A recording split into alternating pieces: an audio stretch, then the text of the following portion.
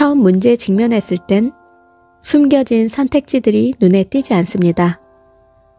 그러나 구태의 의연한 방법에 대한 집착을 떨쳐버리고 나면 우리는 새로운 해결책을 발견하는 놀라움을 누릴 수가 있습니다. 고전적인 기하 문제를 한 개 풀어볼까요? 2차원의 평면 위에서 한 점에서 다른 점으로 곧바로 이동하는 일은 불가능합니다. 어떤 곡선을 그리든 간에 다른 중간 지점들을 지나쳐야만 합니다. 그러나 3차원의 관점에서 보면 그 3차원 공간을 통해 평면 2차원 위의 다른 지점들을 지나치지 않고도 한 점에서 다른 점으로 이동할 수가 있습니다.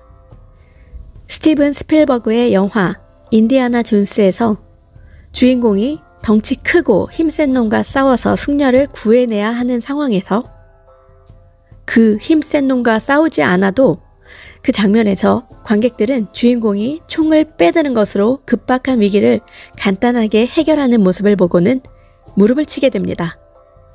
이처럼 습관적인 사고방식에 대한 집착에서 벗어나 그 해결책은 외부에서 보기에는 우스꽝스러울 정도로 단순합니다. 문제 해결은 지혜를 얻기보다 오히려 명백한 무지를 극복함으로써 달성이 됩니다. 창조적 사고는 무지의 안개가 걷히는 순간으로 볼 수 있습니다. 이런 지혜는 생존을 위한 노력에서 비롯되었는데 스스로를 보호하기 위한 강아지가 이빨을, 고양이가 손톱을 사용하는 것처럼 유대인들은 상황을 재구성함으로써 숨겨져 있던 놀라운 가능성을 발견하는 법을 배웠습니다. 불가능성은 일시적인 조건일 뿐입니다. 이 진리는 아는 사람은 결코 포기하지 않습니다.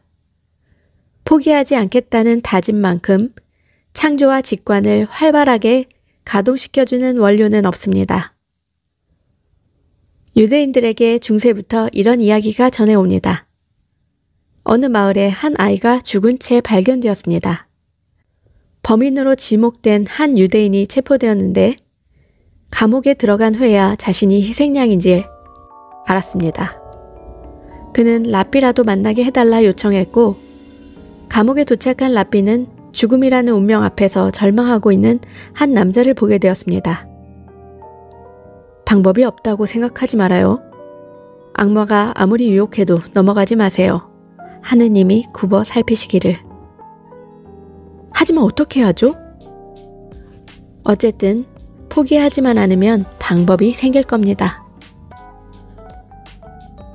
어느덧 재판일이 되었고 판사는 공평한 판결을 얻고자 피고에게도 결백을 증명할 기회를 주겠다며 이렇게 제안합니다. 피고는 신앙을 갖고 있으니 나는 하느님에게 이 문제를 맡기고자 한다. 하나의 종이 위에 무죄, 다른 종이 위에 유죄라고 적을 것이다. 피고는 그중 하나를 고르면 된다. 그가 생각하기에 판사는 아마도 두 개의 종이 위에 모두 유죄라고 적어 놓을 게 뻔했습니다. 그래서 그는 랍비의 충고를 기억해내고 잠깐 마음을 가라앉힙니다. 그때 새로운 해결책이 번뜩였습니다. 그는 하나의 종이를 골라 그것을 입에 넣고 삼켜버렸습니다. 아, 이게 무슨 짓인가? 그걸 먹어버리면 자네 운명을 확인할 수가 없잖나. 그때 그는 이렇게 대답했습니다. 간단한 방법이 있습니다. 다른 종이에 적힌 말의 정반대가 바로 저의 운명일 테니까요. 자, 만약 이 상황을 제한된 시야로만 바라봤다면 그는 죽음을 피할 수 없었을 겁니다. 강제적이고 교묘한 함정 속에서도 그는 새로운 관점에서 0%의 가능성을 100%로 변화시켰습니다. 이렇게 상황을 재구성함으로써 현실을 완전히 뒤바꿔 놓는 일이 가능해졌습니다. 여러분들, 이 책은 말이죠. 이처럼 우리가 무지로 인해 제한된 시야로만 바라보았던 상황을 재구성하는 유대인의 사고방식을 배우기 위한 것입니다. 고대부터 유대 신비주의 전통에선 현실이 마치 양파처럼 겹겹이 이루어졌다고 믿어왔습니다. 하나씩 껍질을 벗김으로써 우리는 상황의 한쪽 면만을 보았을 때보다 훨씬 더 정확하게 현실을 파악할 수 있게 됩니다.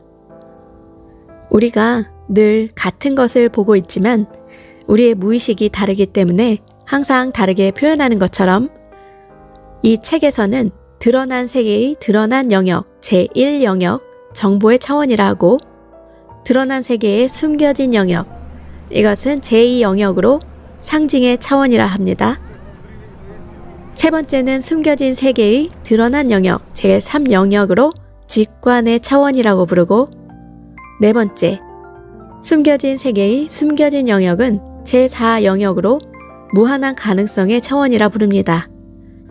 자, 우리는 같은 현실을 바라보면서 무의식이 다르기 때문에 다른 현실을 겪곤 합니다. 이렇게 해서는 문제를 해결할 수가 없습니다. 마음을 비우지 않는 한 우리는 지혜를 담아낼 만한 그릇을 창조할 수가 없습니다. 창조하기 위해선 스스로 자신의 마음을 비워야 합니다. 안 그러면 멸망한 로마와 같은 처지, 모자란 부분 채우기, 남는 부분을 잘라내려는 시도는 버려야 합니다. 눈앞의 상황을 왜곡하고 조작하는 것을 최소화하면 됩니다. 이 책을 보고 나서 현실을 재구성하는 라삐의 그 천재 같은 재치 덕에 참 이야기가 너무나 재밌었고 이 책은 우리 한국인들에게도 전해져 내려오는 옛 이야기들 같은 거였습니다.